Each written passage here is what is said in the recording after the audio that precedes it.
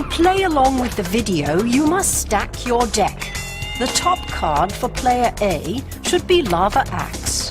Then Scathed Zombies, Goblin Hero, Moon Sprite, Swamp, Mountain, Forest, Willow Elf, Mountain, Coercion, Ogre Warrior, and Monstrous Growth. Don't worry about the order after your first 12 cards. The top card for player B should be Breath of Life, then Windrake, Wild Griffin, Knight Errant, Island, Plains, Eager Cadet, Angelic Blessing, Plains, and Giant Octopus. Again, don't worry about the rest of the deck. Got it? Good. Hello, and welcome to the R&D Center for Magic: The Gathering. Magic is the ultimate battle of wits. There's no board, there's no monitor, no TV screen, no joystick, no special effects. No, it's just you and your friend locked in an intense battle of strategy and wisdom. Object of the game?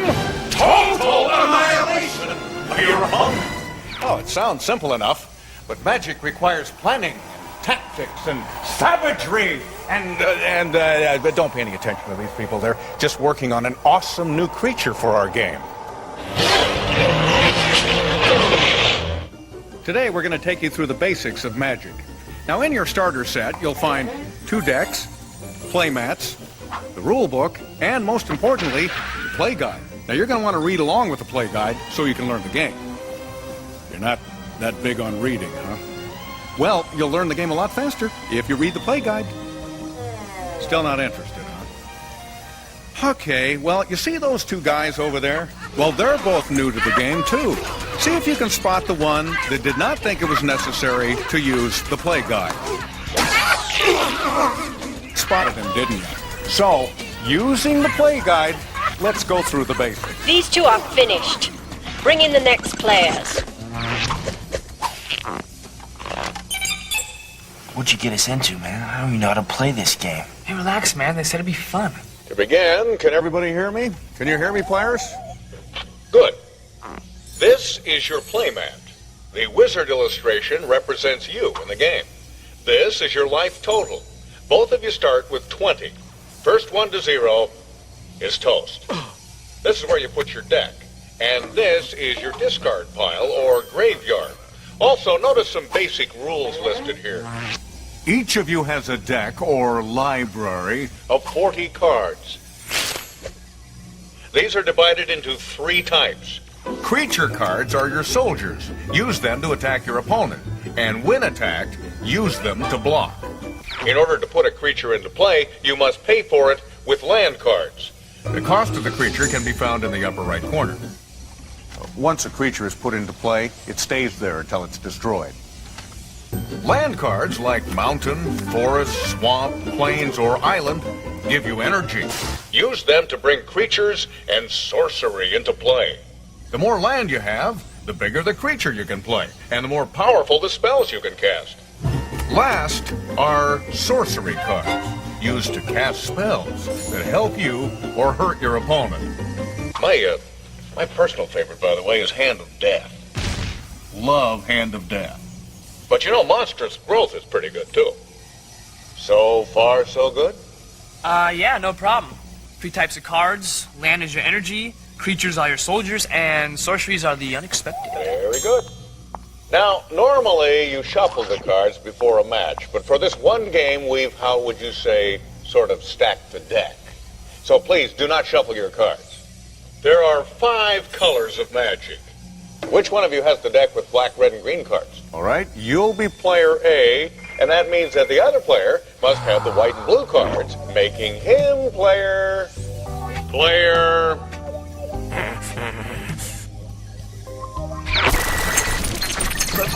B. Excellent. Now, player A, don't shuffle the deck, but draw the first 7 cards. Whoever of you has the black, red, and green card should do the same. And remember, don't shuffle the deck. Check the order.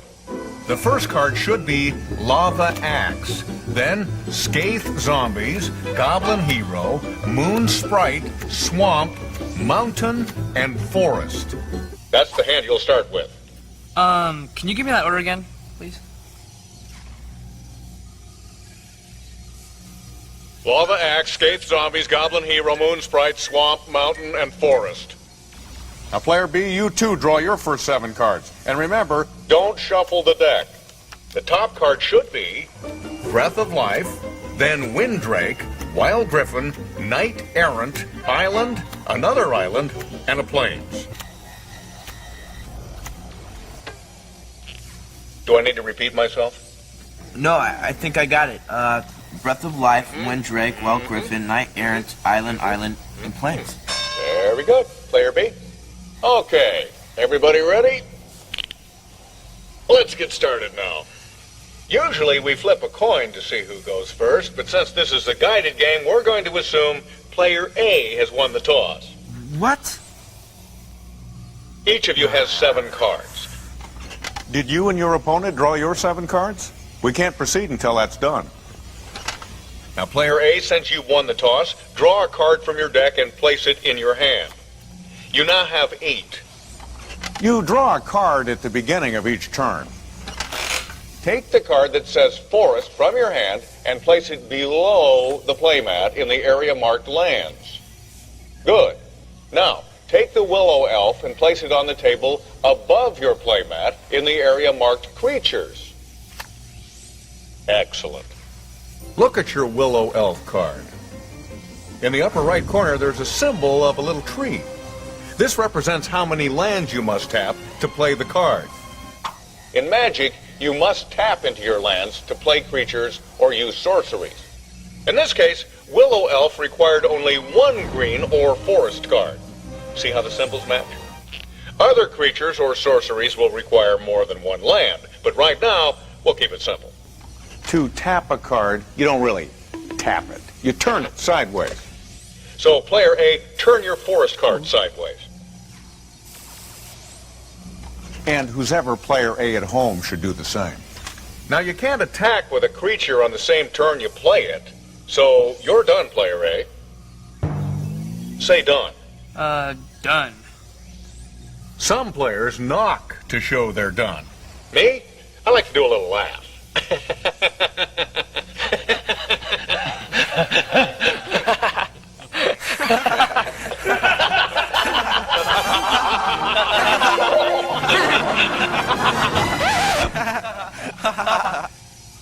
Player B, draw a card from the top of your deck.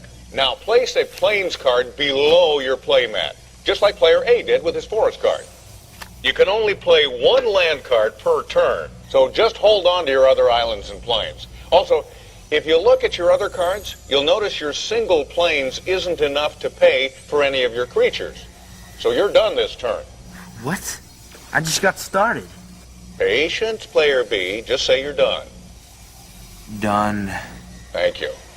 On this turn, Player A, you'll play a second creature, and your Willow Elf will attack Player B. All right, well, that's what I came here to do. Now first, untap your forest card. Now, draw a card. Put the mountain beside your forest. You now have 2 lands to draw energy from. Play the Moon Sprite next to your Willow Elf. Notice it has a cost of 1 plus green. That means you must tap or turn 2 land cards. A forest for the green, see the matching symbols, and a second land of any type, in this case your mountain. You'll also notice the text box on Moon Sprite says flying. I'll explain that in a minute. And now my favorite part. Tap your Willow Elf to show it's attacking. All right. The Moon Sprite can't attack this turn because you just played it. I knew that. Look at the 2 numbers in the lower right corner of your elf card. The first number, 1, is power. That's how much damage your Willow Elf deals out to others. The second number, also a 1, is toughness. That's how much damage it takes to be destroyed. Now, Player B has no creature available to block your attack, so your Willow Elf has inflicted 1 damage. Just like that. And poor player B must move his life marker from 20 to 19. Say done. I'm done. On this turn, player B, you'll play your first creature, a knight errant. So, draw a card. Play an island next to your plains. Good. Now, place the knight above your playmat like player A did with his creatures. And tap both your lands. Remember, you're paying for the knight errant by tapping your 2 land cards. The plains for the white, and a second land card of any type for the 1. Mr. Knight can't attack this round, so you're done. I said you're done. Player B. Done! Yeah, well done if you don't pay attention. All right, player A, on this turn you'll play a 3rd card. Then your moon sprite will attack. Let's see what that looks like. First, untap your forest, mountain, and willow elf. Next, draw a card. Play the swamp. Now you have 3 lands to draw energy from. We're going to tap those lands to pay for coercion. And why must we tap those lands, player A? Because a swamp pays the black, the mountain and the forest pays the 2. Very good. Coercion is a sorcery, not a creature. So you place it in the middle of the table, and then tap the 3 necessary lands to pay for the spell. Read what it says. It says, look at target player's hand and then choose a card from it. That player discards that card. A little nervous, are we, player B? Let's see what you got. I would choose his Wild Griffin if I were you, player A. And Wild Griffin goes face up in the graveyard. With your sorcery completed, Coercion also goes face up in your graveyard, but you're still not done. Player A, you now have the option of attacking or not. And if you do attack, you have the option of what creatures to send into battle. In this case, I would recommend not attacking with both your creatures.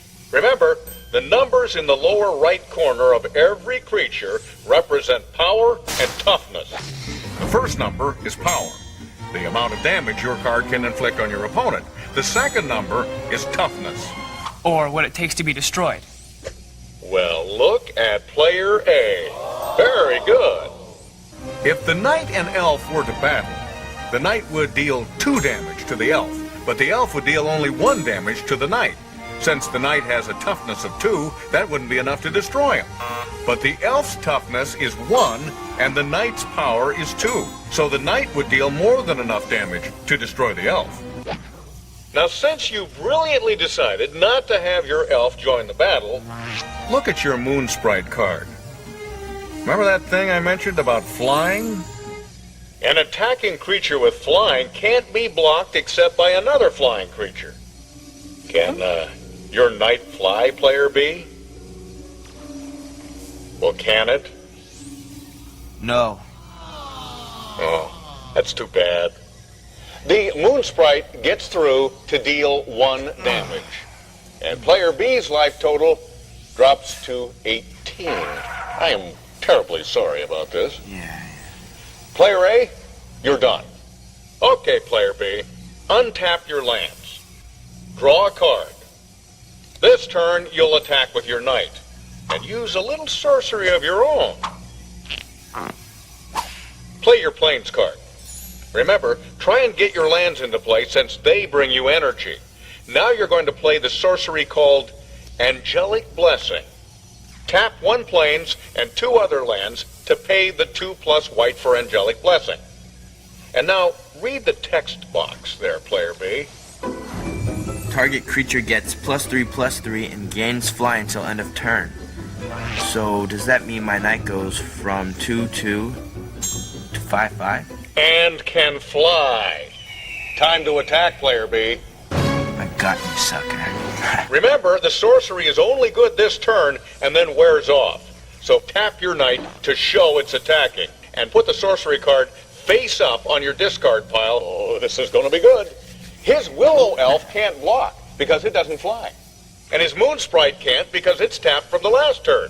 Player A is totally defenseless against your attack and suffers an incredible 5 damage. Say done, Player B. Done. Unbelievable. Quit whining, Player A. Untap your lands and draw a card. Let me guess. Ogre Warrior? Mm-hmm. How much does he cost? 3 plus red. So play your mountain, then play your Ogre Warrior, and tap a mountain and 3 other lands to pay Mr. Ogre Warrior's cost. Now what? Well, I can't attack with my Ogre Warrior because I just played him. But can my Willow Elf and Moon Sprite? Yes, but you have to tap them to show they're attacking. And get this, his knight won't be able to block because it's tapped from his turn. That's pretty good. Eh? So you do the math there, Player A. My Willow Elf deals 1 damage, dropping him to 17, and my Moon Sprite drops him 1 more to 16. I'm done. Yes!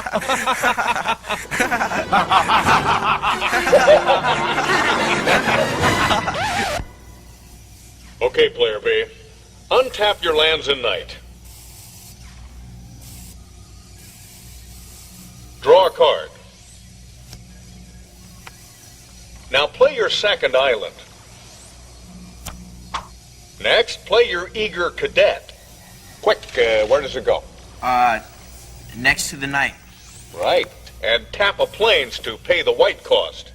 And you should also play your wind drake. Tap an island and your other 2 lands to pay the 2 plus blue cost. Now you're thinking, why don't I send my knight over there and take care of that little puny elf? But here's why I'm not recommending that strategy. When your creatures attack, they attack your opponent, not his creatures. He calls the shots. He decides whom he'll send into battle. If you attacked, the ogre would fight your knight, not the elf. And Mr. Knight would be destroyed. So why sacrifice your knight? Hold back and use him later. Hey, that's a good idea. I would like to thank all the little Hey, people that's a good who made idea. it possible for me to be... Say done, Player B. Done. And now, Player A, it's your turn. But this time you'll use some sorcery to make your Moon Sprite bigger and then launch an all-out attack. Untap your lands and creatures. Draw a card. You don't have any land cards to play. So what next, Player A? Come on, Player A. If you don't know, just say so. Oh, yeah. Well, where'd you get these? I play some monstrous growth and tap some land to make my Moon Sprite bigger. Well, that's right. That's brilliant. How'd you do that? Tap a forest and 1 other land to pay the 1 plus green cost. And tell me, what does the card say? It says, the Night Stalker's little game of tease the squirrel. Not that. The darker words. The target creature gets +4/+4 until end of turn. If you make your ogre or willow elf bigger and attack, he'd just block with his cadet. Cadet would be destroyed, but your creature wouldn't get through to deal maximum damage. So you brilliantly realized that by making the Moon Sprite bigger, only the Wind Drake could block it. And you'd rather destroy his Drake over the lowly cadet. So Moon Sprite's power and toughness is now 5/5 until the end of the turn. Time to attack. Tap all 3 creatures. Now, Player B, you have a few choices. Your Drake could block the Sprite, your Knight could block the Elf, and the Cadet could block the Ogre. Since the Drake is 2/2 and the Sprite is 5/5, the Drake would be destroyed. And since the Ogre is 3/3 and the Cadet is 1/1, the Cadet would be destroyed. But since the Knight is 2/2 and his Elf is 1/1, you would destroy the Elf and you would take no damage. But his Ogre would survive to hit you later. Well, why wouldn't he take any damage? My Sprite has a power of 5, but his Drake has a toughness of 2, so wouldn't he take 3 damage? The extra damage is simply wasted. It doesn't keep going. But that's not how we're going to block anyway. Try this route, Player B. The Cadet blocks the Elf, and it says on your playmat, blocking creatures can gang up on a single attacking creature. So the Drake and the Knight both block the Ogre, and nothing blocks the Sprite. What are you talking about? That's not fair. They can't gang up. Hey, who's the master here? Read your playmat, little man. It says, and I quote, blocking creatures can gang up on attacking But the creatures. Drake has flying. You can't fight my ogre. Of course the Drake can dive down and pounce your Ogre. You're right, Player A. It's not fair. It's war! Let's look at the damage. The Elf and Cadet destroy each other because they're the same size. The Drake and the Knight, by ganging up, each deal 2 damage for a total of 4. The Ogre has a 3 toughness, so he's destroyed. But his 3 damage is more than enough to destroy the Drake with 2. It's not enough to destroy the Knight, who survives. Finally, his Moon Sprite, with the help of sorcery, gets through to deal you 5 damage. Your life drops to 11. That's the bad news, Player B. The good news is you destroyed his Ogre. So it's better to take the damage and destroy the Ogre rather than get attacked later. Correct. You know something, Player B? I think the Intelligizer is beginning to have a positive effect on your strategic thinking. You're done, Player A, and the Moon Sprite turns back into a 1/1 creature. Okay, Player B, time to hit back. You're mine now. Untap your lands. Draw a card. Now play a Plains. Then play the Giant Octopus. Now tap an island and 3 other lands to pay for the Giant Octopus. Here's a tip. Starting next turn, attack with Octopus. Keep attacking every turn until he gets a creature big enough to block, okay?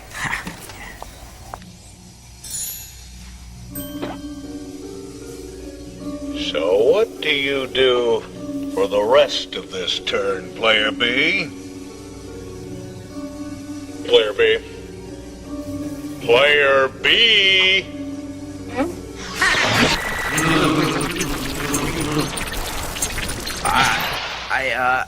I tapped the Knight. Hey, can you do that again?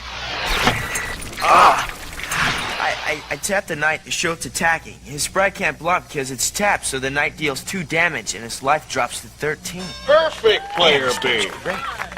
Say you're done. Done. I think you two have it figured out. We'll just leave you alone now to continue playing out the game. And thank you very much for helping us today.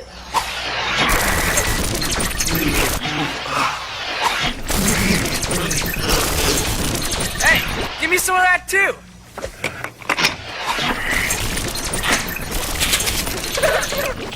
Well, I hope you enjoyed our little demonstration. In time, you'll have mastered the game and be ready to add or subtract cards to create a deck that suits your particular strategy. And since we're always inventing new cards, the game is always changing. With themed decks and booster packs, you never know what new awesome power you'll discover. And some of these cards are becoming quite collectible. So open up your mind and your imagination with Magic the Gathering from Wizards of the Coast!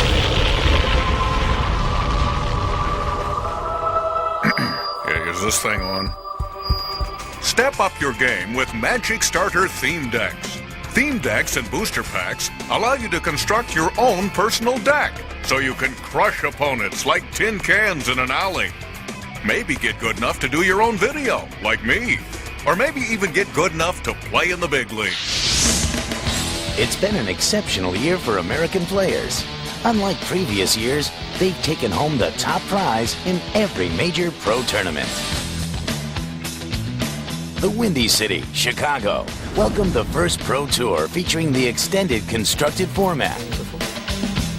Newcomer Randy Buehler made a splash debut, defeating veteran competitor Oh my God. David Mills.